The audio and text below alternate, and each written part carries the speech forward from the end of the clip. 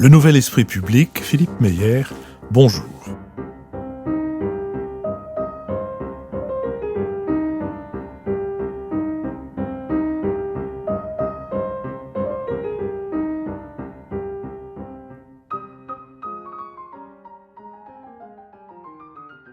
Bonjour, merci de nous avoir rejoints pour ce supplément à notre Nouvel Esprit Public dans la série Ici c'est pour la culture, on a déjà donné, et pour ce BADA qui nous donne l'occasion de la deuxième rencontre avec Hugues Gall, bonjour. Bonjour Philippe Meyer. Nous vous avons laissé, nous nous sommes arrêtés la dernière fois à votre arrivée rue de Valois chez Edmond Michelet, après avoir brossé une biographie qui nous a conduit à Lausanne et notamment théâtre municipal riche en représentations d'opéra et en concert, en passant par Sciences Po et surtout par le cabinet d'Edgar Faure qui a été votre tuteur, vous disiez, notre dernière rencontre, et qui vous a donc confié avec réticence, puisqu'il aurait préféré que vous alliez chez Valéry Giscard d'Estaing, mais ça n'était pas votre goût, qui vous a confié à Edmond Michelet, ministre d'État de la Culture, successeur d'André Malraux.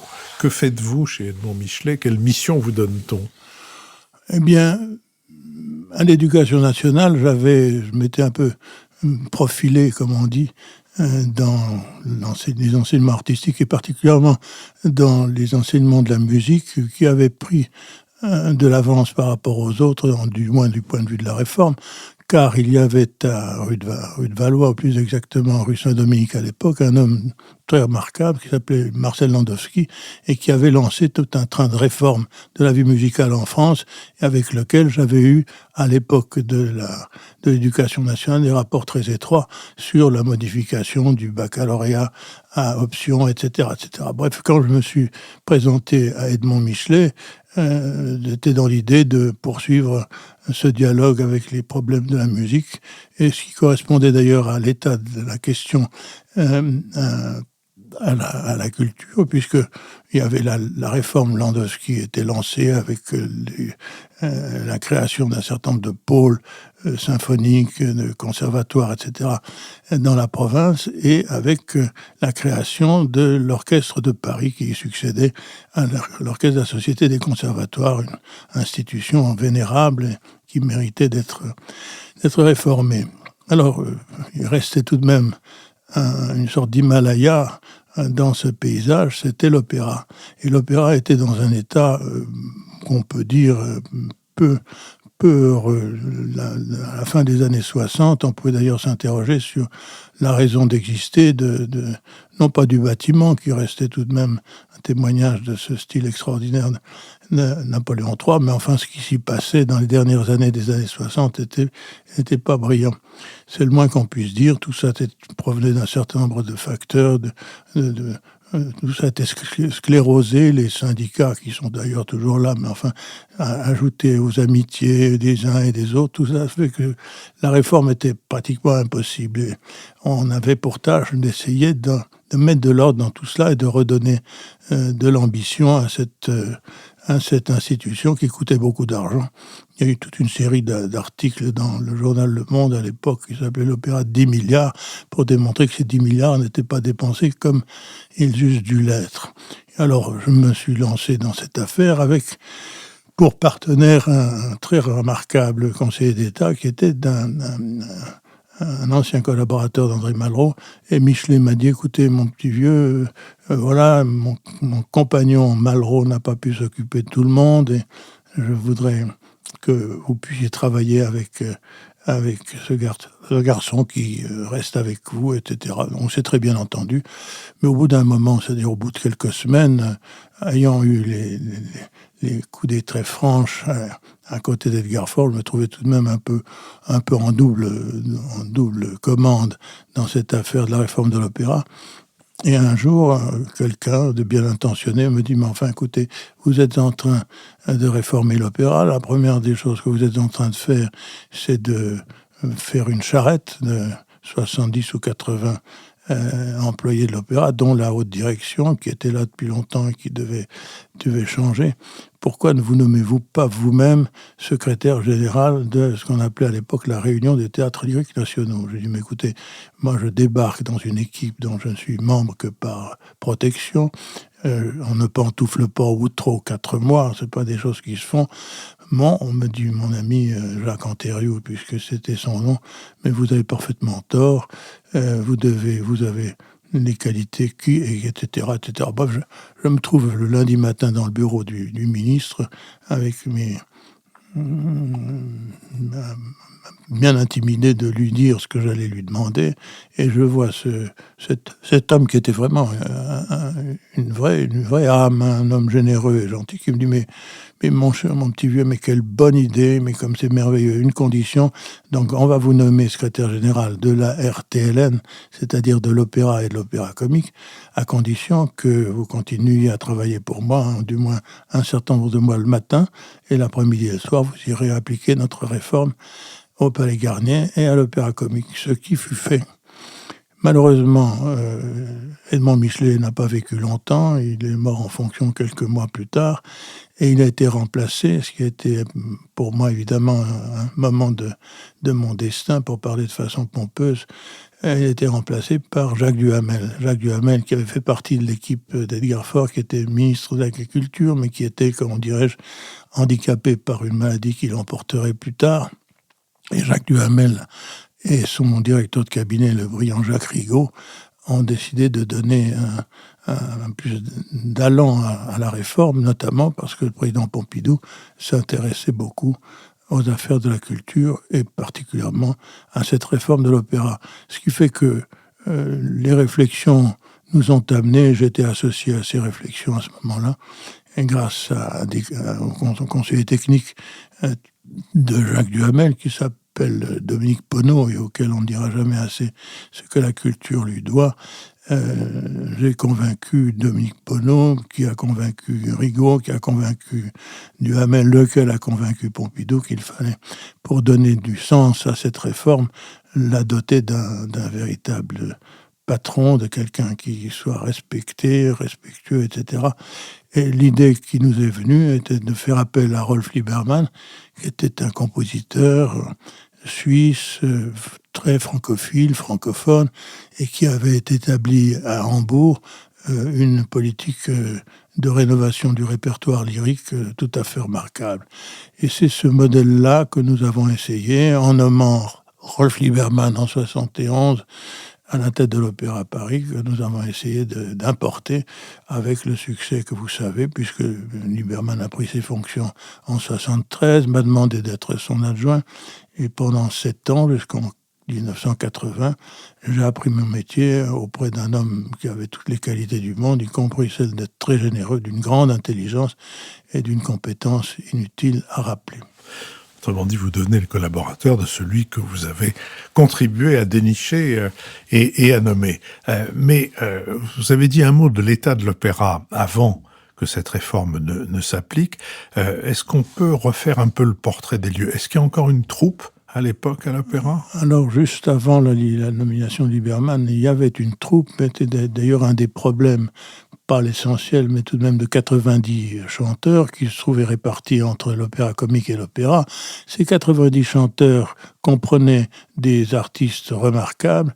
La plupart d'entre eux, d'ailleurs, n'étaient pas souvent là parce qu'ils étaient happés par des carrières internationales. Je pense à Régine Crespin, à Gabriel Bacquier, à toutes sortes d'autres dont le nom va me revenir. Et puis, il y avait un certain nombre d'artistes qui avaient été remarquables, mais dont la fatigue vocale se marquait à cette époque-là, mais qui n'étaient pas licenciables. Et puis, il y en avait qui n'auraient jamais dû faire partie de cette troupe, qui, à l'époque, avant la guerre et du temps de Jacques Rouchet, était très prestigieuse et ne comprenait que des gens de qualité. Un certain nombre de ces artistes, artistes femmes ou masculins, étaient entrés là par protection, par copinage, on peut appeler ça comme vous voudrez. Tout cela faisait un mélange un peu compliqué. En tout cas, il n'était pas question de bouger quoi que ce soit de l'organisation et de la vie interne de cette troupe, pour la bonne raison que dès que l'on cherchait à corriger tel ou tel aspect de son travail, à ce moment-là se mettaient en grève les habilleuses qui étaient leurs amis, ou les électriciens. Tout ça se tenait de façon tout à fait intriquée, et ce qui était d'ailleurs le problème auquel nous sommes confrontés. Il fallait y aller de façon extrêmement brutale, ce qui a été rendu possible à l'époque. Aujourd'hui, ce serait absolument exclu. On a d'un seul coup, avec évidemment la bénédiction du Très-Haut de l'Élysée et surtout de Jacques Duhamel, on a licencié l'intégralité du personnel, qui était à peu près de 850 personnes, en dénonçant les conventions collectives qui étaient intriquées à un point qu'on ne peut pas même décrire, parce que faute de pouvoir augmenter, selon les grèves qui étaient déjà une bonne tradition de la maison, pas augmenter les salaires, on organisait le travail de telle sorte que les dépassements étaient la règle. C'est-à-dire qu'on ne pouvait pas imaginer de mettre ensemble, lors d'une répétition, les machinistes, les électriciens, les danseurs et l'orchestre sans payer des fortunes pour les quarts d'heure supplémentaires, les services, etc. Donc tout cela méritait d'être revu et corrigé. Ça l'a été de façon un peu drastique, mais grâce à laquelle cette manière a rendu possible la réforme de Liebermann et l'installation d'une qualité de répétition et de professionnalisation qui était nécessaire à redonner à l'opéra, dont on pouvait imaginer à la fin des années 60 la disparition, en tout cas pas comme bâtiment, mais comme institution. Elle était tellement décriée. Donc voilà, en 1973, Liebermann ouvre sa première saison avec un certain nombre de coups d'éclat, notamment Les Noces de Figaro, mise en scène par Giorgio Strehler et dirigé par Scholti, qui était un de ses meilleurs amis. Et puis, on a commencé de façon très systématique et avec beaucoup d'ambition de construire ou de reconstruire un répertoire qui se substituait petit à petit au Traviata du samedi soir, au Rigoletto du mercredi matin, etc. Toutes sortes de choses qui parfois étaient moins mal qu'on le disait, parce que lorsque les bons éléments de la troupe du chant se trouvaient réunis par miracle, on pouvait assister à des représentations musicalement extrêmement heureuses, mais c'était tout de même une exception qui confirmait malheureusement la règle que je viens d'édicter. Un mot peut-être sur ces Noces de Figaro mises en scène par Giorgio Strehler. Les mises en scène, si bonnes soient-elles, durent rarement. Elles expriment un moment et celle de Strehler, 50 ans après, se joue toujours et tient toujours la route. Ce qui est d'ailleurs impressionnant, c'est que ceux qui l'ont vu pour la première fois l'ont vu à l'Opéra Gabriel à Versailles, un petit théâtre de 600 places, 700 places. J'ai eu la chance d'en être. Quand j'ai su que ça allait à Garnier, je me suis dit, ils sont fous, c'est beaucoup trop grand pour là. Puis évidemment, à Garnier, ça tenait très bien. Et quand j'ai su que ça allait à Bastille, j'ai dit, mais ils sont fous, Bastille est beaucoup trop grand. Et je pense que ça tiendrait même au Stade de France, ou peu s'en faut. Mais enfin, il y a là dans ce geste, ce choix fondateur de Liebermann, il y a là une indication de la qualité de son regard et de son écoute, il me semble. À l'époque, en tout cas, quand on voulait entendre Mozart convenablement donné, c'était à Aix-en-Provence qu'il fallait aller. Aix, qui était le festival dirigé par Gabriel Dusurget, et l'Opéra Comique donnait Les Noces de Figaro en français, ce qui n'est pas a priori détestable, mais enfin la façon dont c'était interprété, tout ça était un peu province, pour parler franchement. Donc ces mises en scène ont duré très longtemps. Les Noces de Figaro de Strehler ne se donnent plus depuis quelques années, mais ont pu se donner jusqu'à la Bastille, vous aviez raison de le rappeler. Et par la suite, on a donné cette extraordinaire production du Faust de Lavelli, qui a été alors pour le coup une sorte a tenu le record de durée dans le répertoire, et ce Faust, on l'a donné encore au moment où j'étais moi-même directeur de l'opéra, et je ne vois pas qu'on ait pu faire mieux depuis. Autrement dit, quand une mise en scène, quand des décors, des costumes sont profondément l'expression du génie d'une œuvre, même si elles peuvent dater, ce qui n'est d'ailleurs pas le cas des Noces de Figaro de Strehler, mais enfin, quand ça s'assied sur une dramaturgie profondément pensée et justifiée, on peut la garder pendant des années et des années et des années. C'est lorsque les mises en scène sont médiocres qu'elles s'éteignent d'elles-mêmes. Alors l'opéra, c'est évidemment d'abord des voix et des instruments. Vous avez dit à quel point il avait les mesures prises par Rolf Liebermann étaient des mesures dures, brutales, sévères, de licenciement, plus de 800 personnes. À partir de là, qu'est-ce qui se passe? On réembauche, on reprend, on fait un choix parmi ceux qui sont partis en leur permettant de revenir. Comment avez-vous procédé avec Rolf Liebermann? Alors il y avait un problème qui était le plus douloureux, c'était celui du choral ou des artistes des chœurs, parce que la sénescence des soprani, des ténors, etc., était tellement marquée qu'il n'était pas question de les réembaucher. Donc on a licencié et on a engagé de nouveaux artistes des chœurs pour avoir dès 1973 un chœur de très bonne qualité avec des timbres rafraîchis, si l'on peut dire. Il y avait un problème qui n'en était d'ailleurs pas un, mais au moment où on décide de licencier un certain nombre des acteurs de cette aventure qui durait depuis Louis XIV, on s'arrête devant le ballet de l'opéra qui n'avait jamais vraiment démérité, lui. Mais il était prisonnier de cet entrelac de contradictions. Et nous avons réussi, en reculant les aiguilles de la montre qui marquait minuit, on avait décidé qu'à minuit, tout le monde était licencié. On a tout de même attendu 2 heures de plus pour trouver un accord avec les danseurs. Et on a gardé cette ce bel héritage de l'Opéra de Paris, qui d'ailleurs fleurit de mieux en mieux, grâce notamment à l'existence de l'Opéra Bastille. Et puis il y avait le problème de l'orchestre. L'orchestre est constitué de 2 orchestres. En réalité, il y avait l'orchestre de l'opéra, qui était 90 ou 95 musiciens, et une 70 à l'opéra comique. Ces musiciens étaient pour beaucoup d'entre eux d'excellents musiciens, des professeurs de conservatoire, et formaient, quand ils le voulaient, une phalange de la meilleure eau.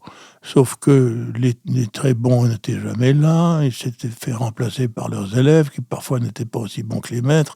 Enfin, tout ça faisait que certaines représentations que l'on donnait au Palais Garnier dans les années 60 étaient, pour dire les choses franchement, la honte.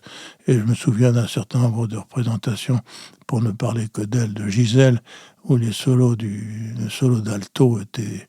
Enfin bref.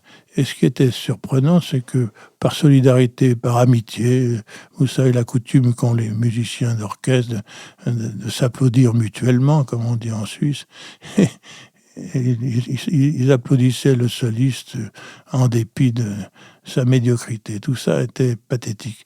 Et alors la réforme a tenu au fait que l'on a rassemblé les 2 orchestres de l'opéra et de l'opéra comique en gardant les meilleurs. Les meilleurs d'ailleurs étaient beaucoup du côté de l'opéra comique, avec des hautbois comme Pierre Lot, etc. Tous les noms ne reviennent pas. Enfin, il y avait là de quoi faire un orchestre de qualité, ce qui a été d'ailleurs le cas. Et en organisant le travail et les répétitions et les permissions de façon très rigoureuse, on a pu obtenir ce que l'on cherchait depuis longtemps, c'est-à-dire une véritable cohésion et une discipline qui n'était pas dans la nature exacte des musiciens de l'opéra jusque-là.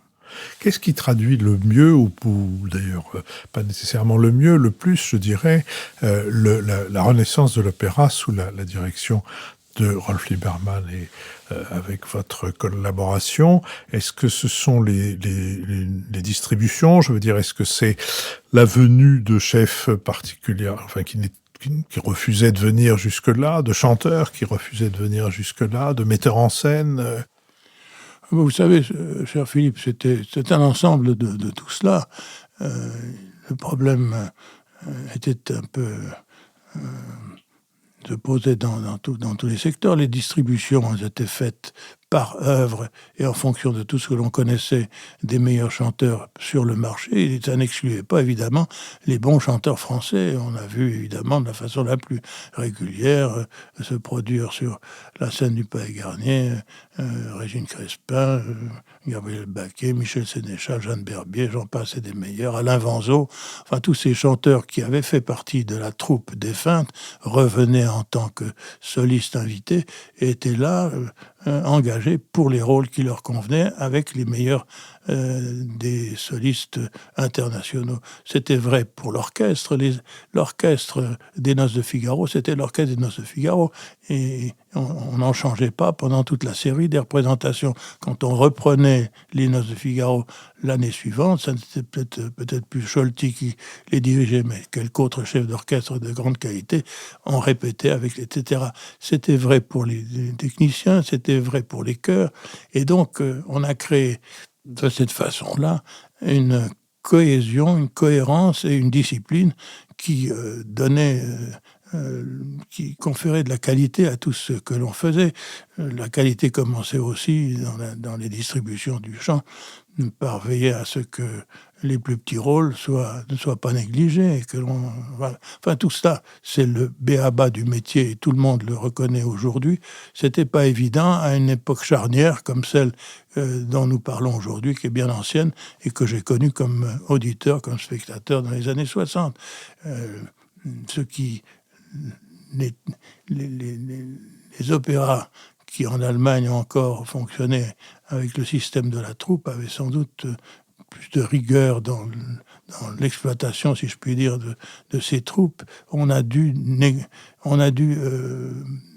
abattre une bonne partie de ces cloisons qui rendaient la chose si difficile dans les années 60 pour déboucher sur un nouveau système qui d'ailleurs celui qui fonctionne dans la plupart des théâtres du monde aujourd'hui, c'est-à-dire le répertoire mais fondé sur des distributions, sur des orchestres exclusifs. L'Opéra national de Paris voit revenir des chefs prestigieux, des cantatrices et des chanteurs prestigieux, fait débuter ou donne leur chance à des débutants un peu confirmés, aussi bien chanteurs, chanteuses, continue à garder un corps de ballet qui est un corps de ballet de référence et de surcroît entame une politique de comment on peut dire, de popularisation, c'est-à-dire que c'est sous le gouvernement de Rolf Liebermann, sous le pontificat de Rolf Liebermann, que la télévision française, pour la première fois, diffuse un opéra à 1 heure de grande écoute. C'était la 2e chaîne, si je me souviens bien, c'était Don Giovanni, présentée par Léon Zitrone, ce qui signifie à quel point on voulait que la chose soit considérée comme populaire. Et pourtant, en dépit de toutes ces qualités, Rolf Liebermann ne restera pas. Qu'est-ce qui se passe ? Il se passe quelque chose qui est d'abord le fait que nous dépendions beaucoup de la faveur du prince. Tant que le président Giscard d'Estaing nous voulait du bien, c'est vrai dans toutes les époques d'ailleurs, les choses allaient convenablement, et tout cela coûtait de l'argent, et tout cela avait été prévu, et rien de ce que les finances dénoncées n'avait été approuvé au moment de l'arrivée de Liebermann en 72-73, mais à un moment donné, un certain nombre d'accros se sont produits, notamment une grève qui a affecté une représentation que le président Giscard d'Estaing entendait offrir aux Français méritants. C'était la première de l'enlèvement au sérail, dirigée par Karl Böhm, avec une distribution tout à fait extraordinaire, notamment la chère et admirable Christiane Edapierre. On parle de chanteurs français, c'était une de nos étoiles, venant de la Martinique, si ma mémoire est bonne. Enfin, tout cela a sauté au moment où, pour des raisons purement politiques, la CGT, pour ne pas la nommer, a décidé de faire annuler la première, ce qui a plombé, pour parler clairement, les rapports entre l'opéra et le président de la République. Alors à ce moment-là, puisque la faveur du prince s'éloignait de la place de l'Opéra.